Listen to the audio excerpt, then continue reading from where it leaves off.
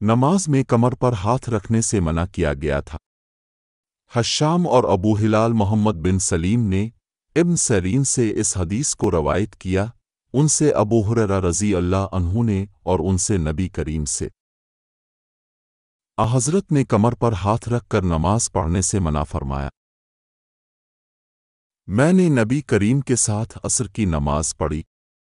अब सलाम फेरते ही बड़ी तेज़ी से उठे और अपनी एक बीवी के हुजरा में तशरीफ़ ले गए, फिर बाहर तशरीफ़ लाए।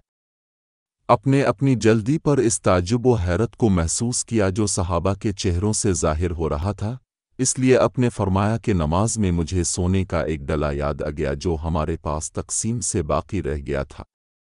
मुझे बुरा मालूम हुआ कि हमारे पास वो शाम तक रात तक रह जाए, इसलिए मैंने उसे तक़सीम करने का हुक्म दे दिया।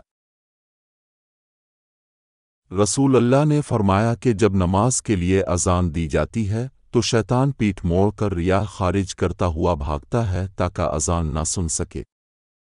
जब मुअज्जिन चुप हो जाता है तो मरदूद फिर आ जाता है, और जब जमात खड़ी होने लगती है और तकबीर कही जाती है तो फिर भाग जाता। लेकिन जब मुअज्जिन चुप हो जाता है तो फिर आ जाता है, और आदमी के दिल में बराबर वसावस पैदा करता रहता है।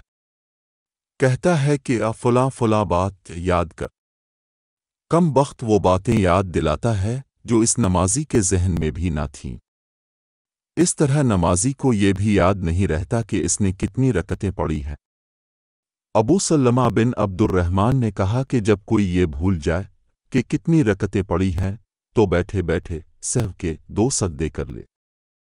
अबू सल्लमा ने ये अबू हुरैरा रज़ी अल्लाह अन्हु से सुना था। अबू हुरैरा रज़ी अल्लाह अन्हु ने कहा, लोग कहते हैं कि अबू हुरैरा बहुत ज़्यादा हदीसें बयान करता है, और हाल ये है कि मैं एक शख्स से एक मर्तबा मिला और इससे मैंने बतौर इम्तिहान दरियाफ्त किया कि गुज़िश्ता रात नबी करीम ने इशा में कौन कौन सी सूरतें पढ़ी थीं। उसने कहा कि मुझे नहीं मालूम। मैंने पूछा कि तुम नमाज में शरीक थे? कहा कि हाँ शरीक था। मैंने कहा लेकिन मुझे तो याद है कि अपने फलां फलां सूरतें पढ़ी थीं।